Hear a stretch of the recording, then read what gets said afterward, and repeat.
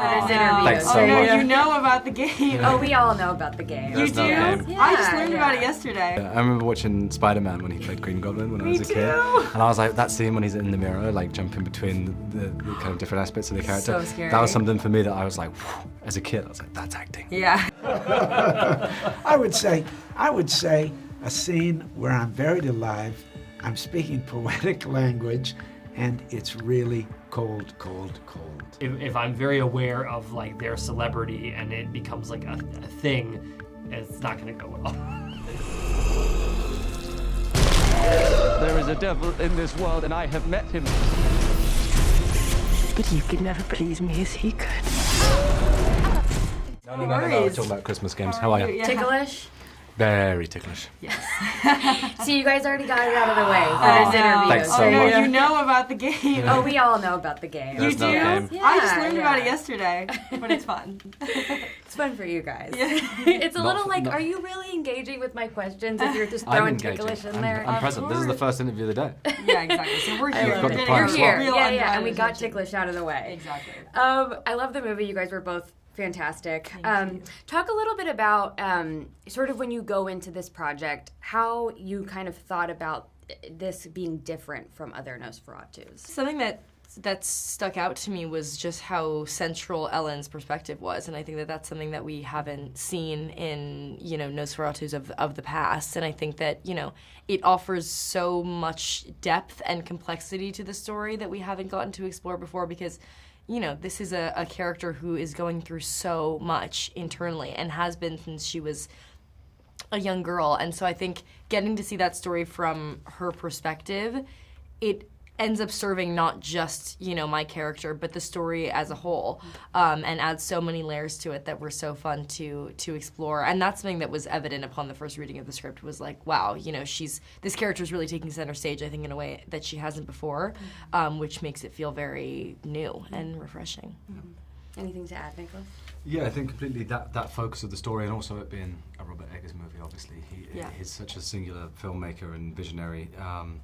That his first of all, his script and all of the elements that he brought to that, and also this idea of Count Orlok being kind of more of a folklore vampire, and it being more rooted in that historical fact made it feel very different to other interpretations that I've seen. So there were lots of elements that made it exciting.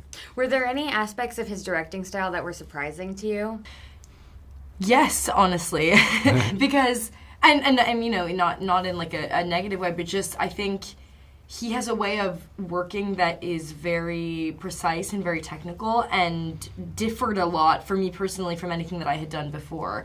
And so it was really cool. And, you know, I think a part of this job that, you know, one of the facets of this job that is so kind of exciting is that as you work with different directors, you get to explore different people's styles, and they can be very different. And I think as an actor, it, you know, teaches you a lot and allows you to grow so much, and to find freedom in everybody's kind of structure is always like an exciting new challenge. And yeah, I had never worked in a way that was quite so technical, wherein the camera movement was going to be so central to the scene. And so it was a real treat for me to kind of like dive into that and you know, kind of embrace the new, like the challenges of it, and like I said, yeah, kind of find freedom in that structure. Yeah, that and there's also, I mean, I just love the performances that he captures in his movies before this. So I was excited to kind of go behind the scenes and understand and learn how he inspires those and how he captures them, because you know it's high stakes stuff in this movie, and it's like fun to know how he creates an atmosphere on set and pushes you to capture those performances. Nicholas, I rewatched the other two, Werner's Nosferatu and then the original, and every time I'm like with your character, it's like with your Stu, it's like, what is this guy's deal? He's like, what is your deal, Nick? I don't know. What's his deal? I mean, do you guys like? Is it supposed to be he's just like so? Is it like a commentary on capitalism that he's like, I have to provide for my wife? You know what? Yeah, It's interesting. I think it is in many regards. That's one of the things that I clung on to. I mean, it's obviously, sadly, that emotionally he's not able to understand Ellen in this version of the story, and I think that's because he hasn't explored, darkness in the world, but also himself, and he's someone who believes that, a bigger house and wealth and providing things for her. He is, deeply in love with her and cares for her wholeheartedly, but he's just not equipped emotionally to understand what she's going through. So it is kind of, the obvious kind of relation to modern day is this idea of chasing this dream of capitalism, whatever, and then realizing the error of that and how that's not going to help your status or your relationships. So yeah. Talked about working with Willem. What was that like? Were you guys fans before? Oh yeah, I mean, Willem is like one of my favorite actors ever. I think he's so incredible, and I've always been a fan of his. So yeah, finding out that I was going to get to work with Willem was just like, just a real kind of fangirl moment for me. I was really excited, and I think also you can only be better for how strong your scene partner is, and that's that extends to everybody in the cast. Everybody's so wonderful, but I was just really excited. I was like, very honored. I was like, I can't believe I get to act opposite Willem Dafoe. So cool. Yeah, I remember watching Spider-Man when he played Green Goblin when I was a kid, and I was like, that scene when he's in the mirror, like jumping between the kind of different aspects of the character. So scary. That was something for me that I was like, whew, as a kid, I was like, that's acting. Yeah. Yeah. So and then obviously, I mean, even in The Lighthouse, another Eggers movie, and he's just brilliant in everything. He's insane. So to get to be on set with him and learn from him is a special experience. I rewatched The Lighthouse like a couple months ago. I obviously had seen it when it came out, and I loved it. And I rewatched it, and I was just like, this performance is so insane. Yeah. I mean, Robert as well is incredible in that movie, Yeah. but Willem is so good in that They movie. both are. It's It's wild. This creature is a force more powerful than evil.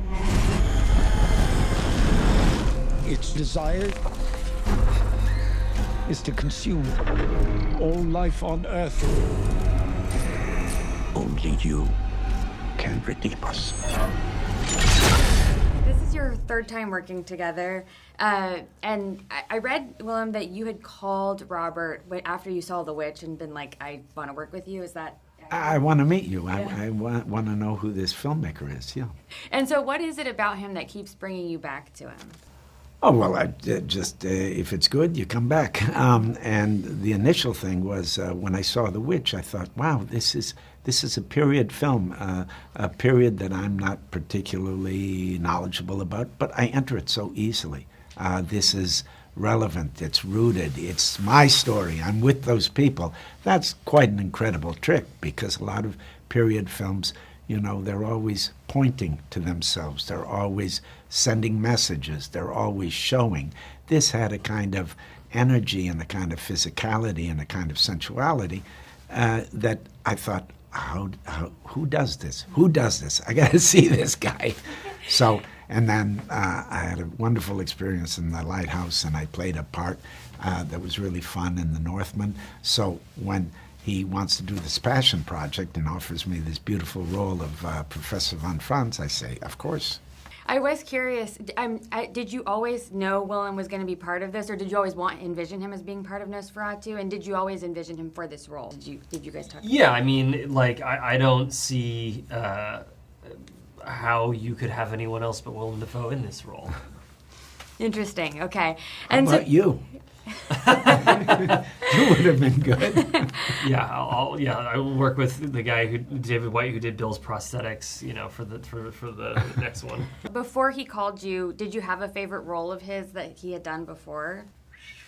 That's pretty tough, but since you might ask about it, I do love Shadow of the Vampire, where he plays Max Schreck. When I first saw Nosferatu as a 9-year-old, the VHS I had was made from a degraded 16mm print, and there was a kind of magic to it because it felt unearthed and it felt like real. Unearthed from the past and real. And when you watch the restored versions of Nosferatu, you can see Max Schreck's bald cap and the grease paint of his makeup. But in the version that I saw, he seemed like a real vampire. And that's how a lot of people experienced Nosferatu. And so there was a legend that Max Schreck was a real vampire. And so Willem Dafoe in Shadow of the Vampire plays Max Schreck as a real vampire. And it is an incredible performance. I'm curious, we talk about sort of like instant connections that we have with people, maybe it's like a romantic relationship or a friendship. Does that exist at all with directors and actors? Like, is there kind of an instant this is working, or does it always take time to build up trust? I think it takes time to build trust for sure, and but that instinct of, for me, I actually was really that first meeting. I was kind of blown away that one of my heroes wanted to meet with me, but then the conversation became really easy quickly, and now I kind of know when I'm having a meeting with an actor, if it goes like that, there's a good thing here, and if I'm very aware of like their celebrity and it becomes like a thing, it's not going to go well.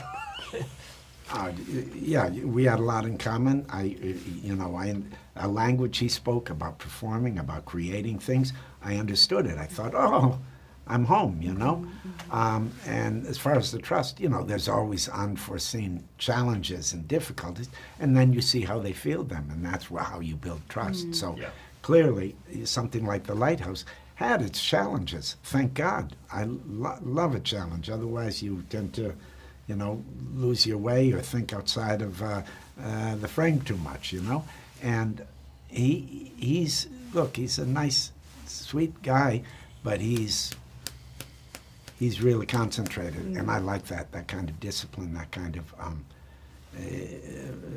passion. It makes my work, what I do, it makes it valuable, because I want to do his bidding. I want to be an extension of him. Yeah. Do any challenges come to mind, like specific ones from The Lighthouse?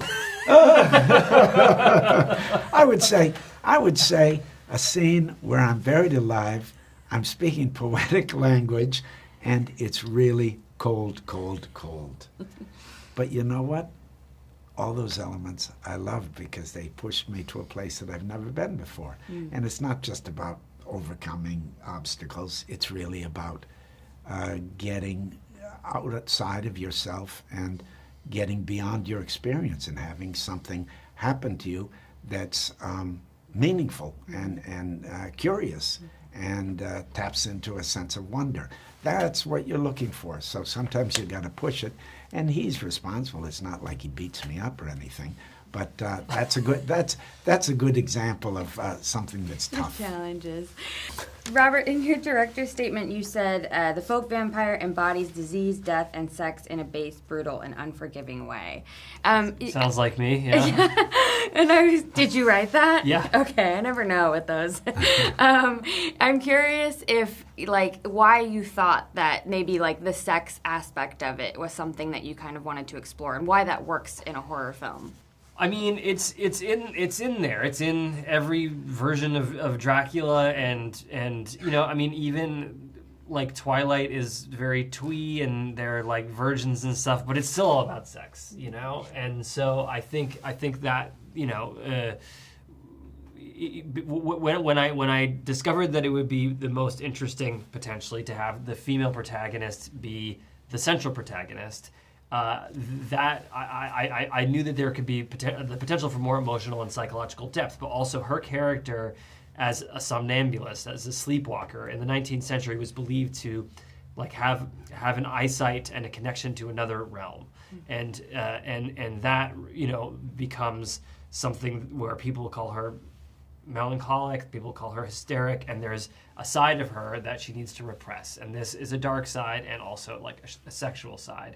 And so kind of getting into 19th century medicine and proto-psychology was really interesting, because all those themes are going to really rise to the surface, the themes that are already very, very potent, even if they are more